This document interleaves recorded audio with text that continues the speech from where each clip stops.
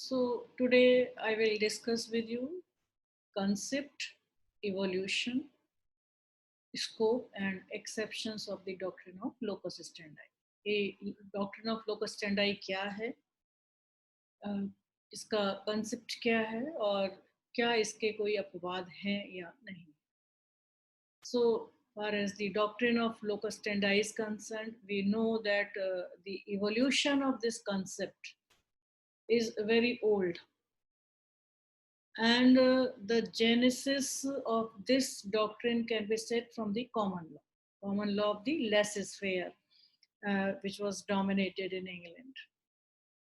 So this laissez-faire, that simply means that the king who is ruling the country, then very limited interference would be there, like will be only collecting the taxes, waging the wars, or maintaining a general law and order situation in the society. इसके अलावा उनका और कोई काम नहीं, सिर्फ limited interference होता था.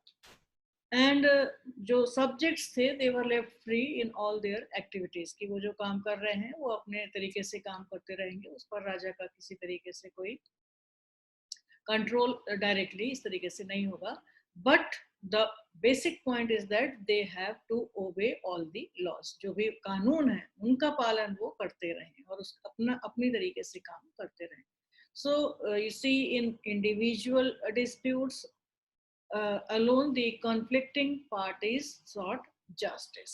जब इस तरीके की वो उनको छूट दी गई थी, अपने काम अपनी तरीके से करेंगे, लॉज को लेकिन वो फॉलो करेंगे, उसको ओबे करेंगे, तो जो मुद्दे आते थे सामने, इनजस्टिस होता था जहाँ पर, तो इंडिविजुअल पार्टीज जो थी वो कोर्ट के सामने जाती थी और कॉन्फ्लिक्टिंग पार्टीज की तरीके से, और वो अपना जस्टिस सीख करती थी. So the nature of the litigation was basically based on the rule of the privity of contract. जो एक बेसिक रूल था, एक नियम था कि दो लोगों के बीच में जो दो इंडिविजुअल्स हैं, कन्फ्लिक्टिंग पार्टीज हैं, उन्हीं के केस कोर्ट में जाया करते थे. And this was known as the privity of contract policy. Then the laissez-faire philosophy that left the individual absolutely free, and the freedom of the contract was regarded as inviolable and sacrosanct between the parties. And the sovereign did not interfere with the freedom of the individual, except in few cases which were said to be opposed the public policy. ऐसे public policy जो है, लोक नीति है, उसके विरुद्ध अगर कोई काम कर रहे हैं, तो ऐसे मामलों में इंटरफेयर करता था सॉवरेन. अदरवाइज कोई किसी तरीके की जो इंटरफेरेंस थी स्वतंत्रताओं में आम आदमी की, वो नहीं होती थी. But when we talk about the system change from laissez-faire to the welfare concept, because with the advent of the democracy, the center of the power shifted from the king to the representatives of the people. जो कि elect करके आते थे, parliament में assemble होते थे, आम लोगों के द्वारा चुने हुए जो हमारे प्रतिनिधि होते थे, वो सरकार चलाने के लिए जब आए डेमोक्रेटिक फॉर्म ऑफ गवर्नमेंट में, तो ये पूरा जो सिस्टम था एक लेसिस-फेयर का, वो चेंज हुआ. And they had to face elections periodically. तो इसलिए उनको ये इंश्योर भी करना होता था कि वो री इलेक्शन में दोबारा फिर से जीते हैं. एंड उसके लिए they have to serve for the public interest, कि पब्लिक के इंटरेस्ट में क्या है, उन सब चीज़ों को वो कैसे देखेंगे, उनके में क्या सुधार करेंगे. इन सब चीज़ों के लिए आवश्यक था कि डेमोक्रेटिक वे ऑफ जो गवर्नमेंट थी उसमें पावर शिफ्ट हुई किंग से आम आदमी के हाथ में, और उस आम आदमी को अपने इलेक्शन में जो आम आदमी से चुनकर आते थे उनके प्रतिनिधि के द्वारा, उनको ये जरूरी हो गया था, उनको ये इंश्योर कराना था कि वो दोबारा भी इलेक्शन जीत के आए. इसके लिए वो पब्लिक इंटरेस्ट जो है उसको सर्व करना जरूरी है. And in that way they promote for the welfare in state. The representative institutions, they assumed more and more powers, and welfare legislation that was also coming into picture. This involved more and more regulations of the citizens' freedom and their conduct. And so we see the main function was that the person who in the street, they began to come into constant contact with the state in their everyday life. And with its increased power, the state frequently infringes the rights of the individuals also. When the rights of the individuals were infringed and violated by the state because they were doing the things in the interest of the public interest, but at the same time they were also taking their own interest, and this increased power that has resulted into the violation of the fundamental rights, violation of the rights of the common man, of the individual. And this violation of the rights has threw up new type of the litigation with the citizens, those they can file the petition against the state. So in a country where we are living that is governed by rule of law, and that rule of law requires that every executive action should be supported by the law. तो जो भी वो काम करेंगे वो law के द्वारा उसको सपोर्ट होने चाहिए, वो लॉ के तहत ही वो काम होने चाहिए. Therefore, any unlawful acts of the state that were questioned in the court of, ऐसा कोई भी काम जो अनलॉफुल हो रहा है तो वो सभी कोर्ट के सामने क्वेश्चन किए जा सकते थे, कोर्ट से रेमेडी क्लेम की जा सकती थी. And the question then arose as to who could question such illegal state acts. एक प्रश्न ये उठा कि इस तरीके के जो इलीगल एक्ट्स हो रहे हैं, अनलॉफुल एक्ट्स हो रहे हैं स्टेट के द्वारा, उसको क्वेश्चन कौन करेगा, वो कोर्ट के सामने लेके कौन जाएगा. The court answered their legality could be challenged only by a person who is adversely affected. क्योंकि जो एक लॉ एग्जिस्ट करता था लोकस स्टेंडाई का, वो ये कहता था कि जिसका राइट वायलेट हुआ है, जिसको इंजरी हुई है, केवल वही कोर्ट के सामने केस लेके जा सकता है. So under this circumstances, this was the only way in which the executive powers could be accommodated, and it was thus the concept of locus standi was evolved. So in the judicial system, any party who suffers some damage or injury from the act of a private individual or of the state can approach to the court of law. And in this process, it is essential to demonstrate also that the person who is approaching to the court of law, he must have suffered some injury or his legal right has been violated. अगर कोई व्यक्ति ऐसा court में जा रहा है तो उसे ये जरूर स्टैब्लिश करना था कि जो कोर्ट में केस लेके जा रहा है उसको कहीं ना कहीं कोई इंजरी हुई है या उसका कोई लीगल राइट वायलेट हुआ है, तभी वो कोर्ट में जा सकता था. और in other words we can say like that there must be a sufficient nexus between the injury caused and the person approaching to the court of law. And this doctrine is known as the locus standi. ये जो court में जाना और उसके लिए जरूरी है कि कहीं ना कहीं कोई इंजरी हो और किसी व्यक्ति का कोई लीगल राइट हैम्पर हुआ हो, वायलेट हुआ हो, तभी वो व्यक्ति कोर्ट में जा सकता है. तो ये जो रिलेशन था, ये एक नेक्सस था, that was bringing this doctrine of the locus standi, and it ensures that only the bona fide parties can go to the court.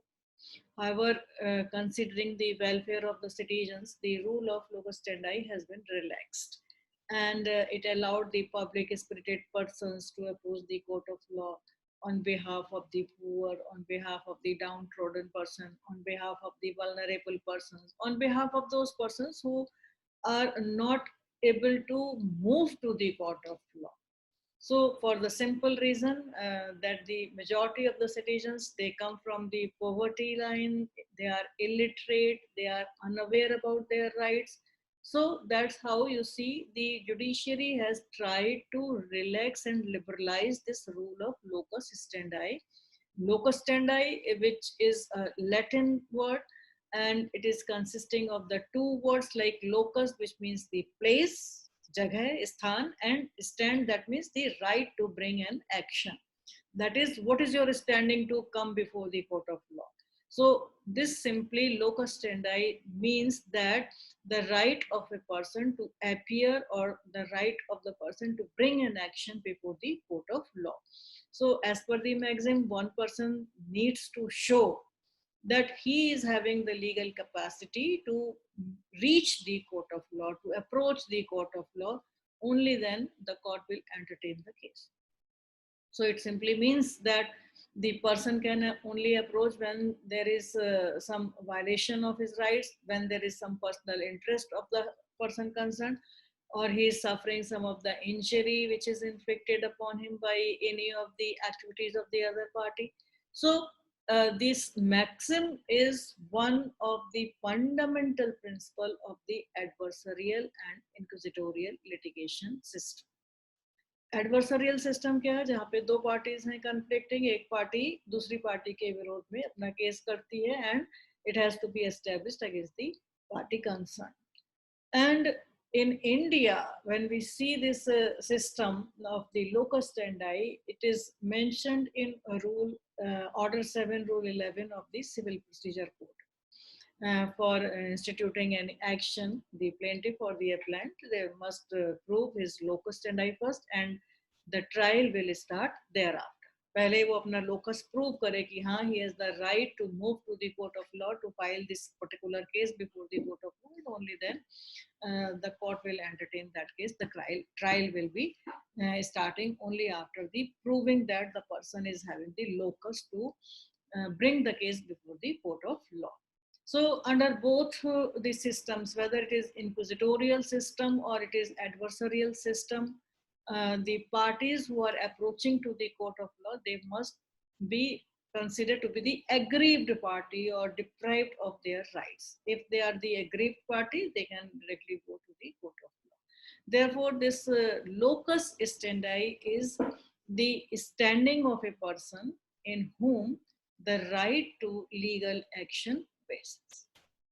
वो ऐसे व्यक्ति जिनमें कि एक उनका लीगल एक्शन वो ले सकते हैं, ये राइट उनको मिला किस तरीके से, उसको कहते हैं locus standi. So this principle or this doctrine of locus standi simply means that the aggrieved person can approach the court for the remedy.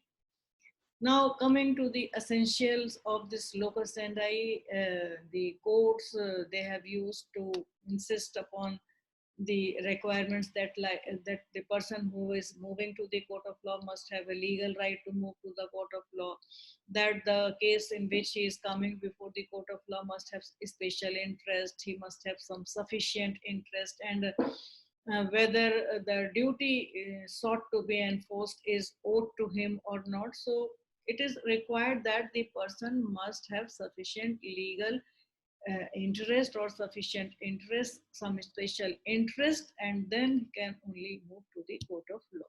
So the first essential for the locus standi is that there must be a legal right and there must be the presence of the injury.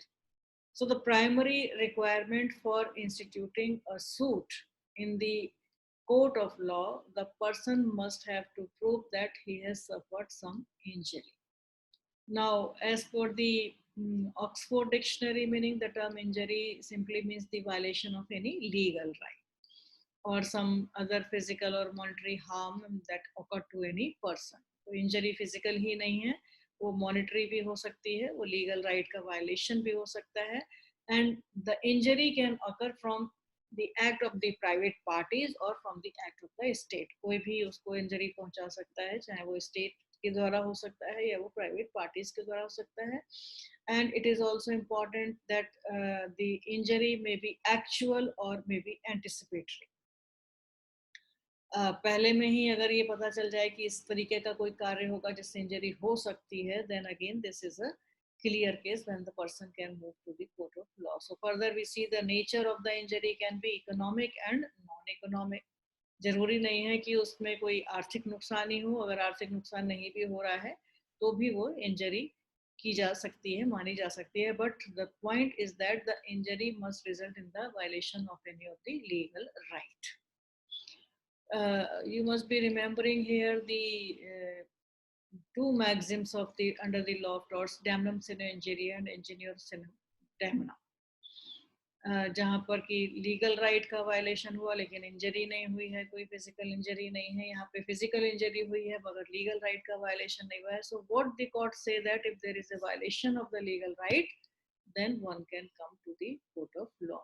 So for example if you see कि एक booth office में है, वहाँ पर एक व्यक्ति को prohibit कर दिया कि he will not go to cast the vote. Now the person's legal right is infringed, and he will have the locus standi to approach the court of law.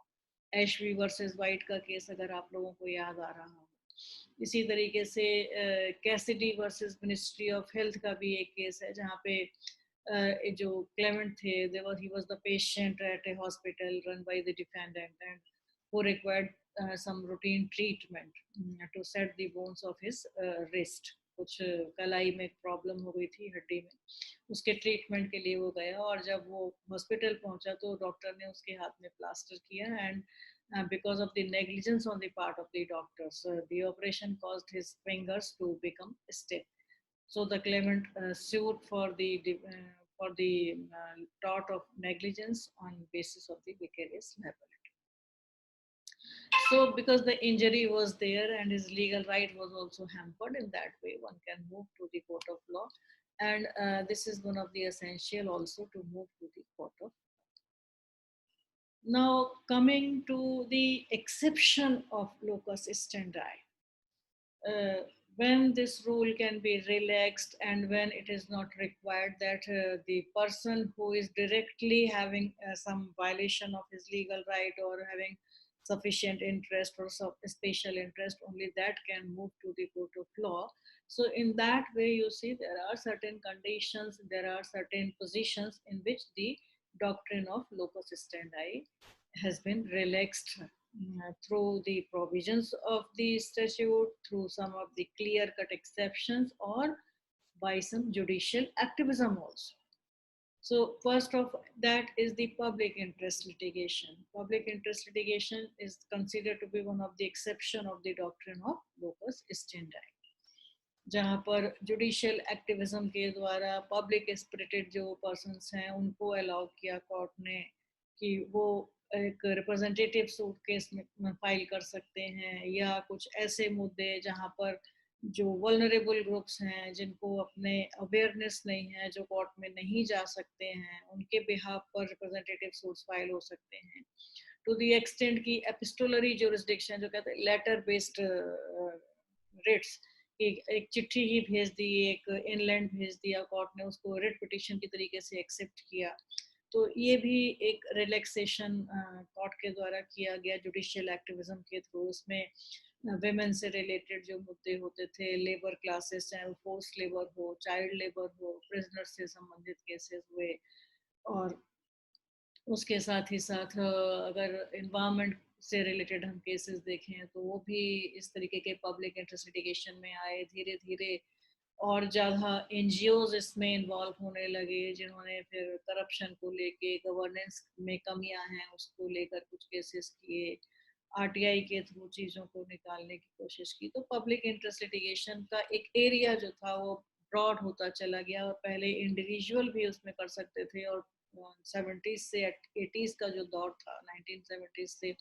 1980s के बीच में, तो आप देखिए उस समय एडवोकेट्स जो हैं, जर्नलिस्ट थे, कुछ सोशल एक्टिविस्ट थे, वो लोग केस करते थे। उनमें आप अगर नाम देखें शीला बारसे, प्रोफेसर उपेंद्र बख्शी के नाम से, या नीरजा चौधरी जर्नलिस्ट के नाम से, कुछ ऐसे केसेस आए। लेकिन धीरे धीरे फिर कुछ एनजीओज भी सामने आने लगे पब्लिक स्पिरिटेड, चाहे वो पीयूडीआर था या पीयूसीएल था, People United for Civil Liberties, और People Union of Democratic Rights, इस तरीके के।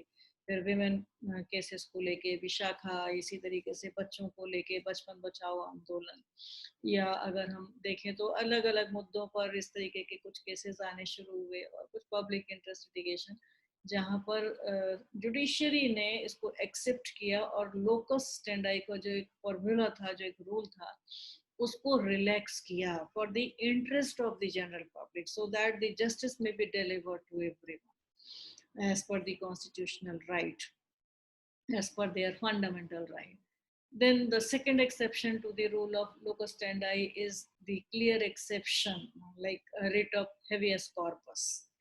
हेबियस कॉर्पस, जैसा कि आप जानते हैं कि कोई भी व्यक्ति जिसको कि डिटेन कर लिया है, तो उसके बंदी प्रत्यक्षीकरण के लिए एक रिट जारी की जाती है। तो naturally we all know that the person who has been detained will not come to the court for his protection or to the court of law, but he on behalf of that person, his relatives or his friends, they may file the case before the Supreme Court, before the High Court for the issuing of the writ of habeas corpus. तो यहाँ पर एक clear exception हम कह सकते हैं कि जो व्यक्ति जिसका इंटरेस्ट है, जिसका लीगल राइट हैम्पर हुआ है, वो स्वयं कोर्ट में नहीं जा रहा है, बल्कि उसके बिहाफ पर कुछ लोग जा रहे हैं. इसी तरीके से writ of quo warranto is also one of the clear exception of the doctrine of locus standi, where you see that the person who is holding the public office, the case can be writ can be filed against that person, that by what capacity he is holding that public office. तो जो व्यक्ति है वो नहीं, बल्कि बाकी के कोई भी इन नंबर, जो नंबर है वो उसका निश्चित नहीं हो सकता है, क्योंकि हर कोई उस पद से जो बैठा हुआ है व्यक्ति, उससे उसका लीगल राइट हैम्पर हो सकता है, उसको इंजरी हो सकती है, किसी भी तरीके से जो एसेंशियल्स हैं उस तरीके की चीजें हो सकती हैं. So for that the writ of quo warranto is also considered to be a clear exception of the this rule of locus standi. Then under CPC also you see that minor is also generally represented by his father or guardian. जो parts हैं वो guardian के द्वारा, natural parents, natural guardian के द्वारा, parents के द्वारा बच्चे जो हैं वो represent होते हैं. वहाँ पर भी एक तरीके से कहा जा सकता है कि locus standi सीधे लागू नहीं हो रहा है. Then in case of the nuisance or any wrongful act, a suit of or injunction or declaration can be filed by the advocate general with the court's permission, or two or more persons which may not directly be affected by the nuisance, they can also go to the court of law. So section 268 of the IPC अगर आप देखें तो उसमें provision किया गया है. और एक केस था वर्दी चंद वर्सेस रतलाम म्यूनिसिपैलिटी का, जहाँ पर इस तरीके की चर्चा की गई कि न्यूसेंस के मामले में इस तरीके के केसेस किए जा सकते हैं. देन इसके अतिरिक्त अगर हम देखें कि कहाँ और ऐसी कौन सी जगह है जहाँ पर इसको रिलैक्स किया गया है, या जो एक्सेप्शन की तरीके से काम कर रहा है डॉक्ट्रिन ऑफ लोकस स्टेंडाई, तो जहाँ पे स्टैट्यूटरी रेमेडीज दी गई हैं. There are the instances where statute includes a provision that relax the strict requirement of the locus standi. अगर एक्ट में ही प्रोविजन है कि लोकस स्टैंडाई की आवश्यकता नहीं है, कोई भी व्यक्ति उन बिहाफ पर केस फाइल कर सकता है, तो ये भी अपने आप में एक एक्सेप्शन की तरीके से काम करता है. That means the person aggrieved is not mentioned in the act, that only the person aggrieved can be capable of filing the suit. If that is not there, but the person who is apprehensive of any future loss can also file the case. So this type of the statutory provisions may also be there, where we find that this doctrine of locus standi has been relaxed by the court of law.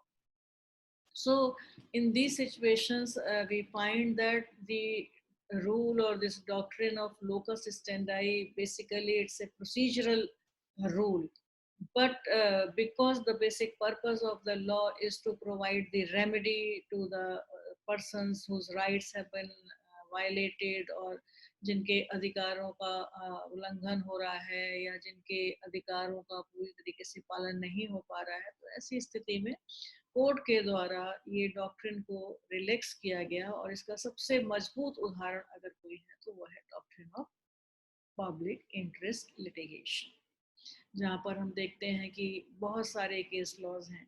आप सिर्फ नाम लीजिए 1970 onward, justice Krishna Iyer और justice Bhagwati, ये दोनों ही इन लोगों ने lead किया इस पब्लिक इंटरेस्ट लिटिगेशन के लिए. लीगल एड कैंपेन और legal aid services, legal aid board, legal aid committee, ये सब चीज़ें जो एक थी इसकी कमेटी की बनाई गई जस्टिस अय्यर और जस्टिस भगवती की, उनकी रिपोर्ट सबमिट हुई 1973 में कमेटी की जो बनी थी. तो ऐसी स्थिति में उन्होंने जो अपने रिकमेंडेशंस दिए, कहीं ना कहीं वो बहुत बड़ा एक शुरुआत थी एक public interest litigation judicial activism की. और दूसरा जो लेटर्स को भी एक्सेप्ट करा पब्लिक इंटरेस्ट लिटिगेशन की तरीके से, एक रिट पिटीशन, और न्यूज़पेपर में अगर कोई ऐसी चीज़ आ रही है उसको भी एक्सेप्ट किया सुप्रीम कोर्ट के द्वारा. तो वो एक शुरुआत थी कि जहाँ से ये हुआ कि पब्लिक इंटरेस्ट लिटिगेशन लोगों को अवेयरनेस जिनको नहीं है उनके बिहाफ पर कुछ ऐसे पब्लिक स्पिरिटेड पर्सन्स हैं जो उनके लिए सहायता कर सकते हैं, तो कोर्ट ने उसको काफ़ी हद तक एक्सेप्ट किया और उसमें रेमेडीज भी बहुत मिली।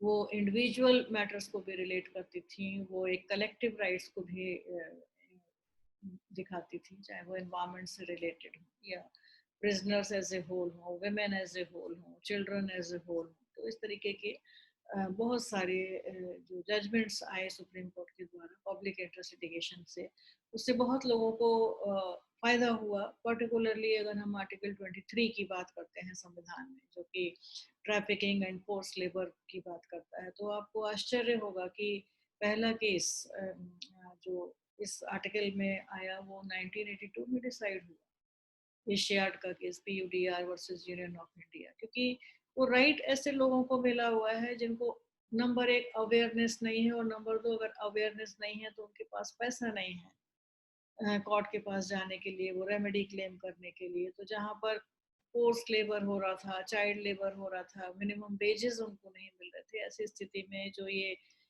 एनजीओ था पीयूडीआर, इसने मदद की। और उसके बाद लगातार जो भी केसेस आए आर्टिकल 23 में पर्टिकुलरली अगर देखें, चाहे वो पीयूडीआर का केस हो, नीरजा चौधरी का केस हो, संदीप रॉय का केस हो, या इसी तरीके से हम और देखते हैं एमसी मेहता का केस था, गौरव जैन का केस था, तो ये सारे जो केसेस हैं ये सब पब्लिक इंटरेस्ट लिटिगेशन के ही द्वारा इसमें आए। और एक ये बहुत बड़ी पहल थी जुडिशियल एक्टिविज्म के द्वारा कि जहाँ पर लोकस स्टेंडाई की डॉक्ट्रिन को रिलैक्स करते हुए एक आम आदमी तक न्याय पहुंच सके, उसकी एक परिकल्पना ये पब्लिक इंटरेस्ट लिटिगेशन थी, और जो लिबरल किया लोकस स्टेंडाई के।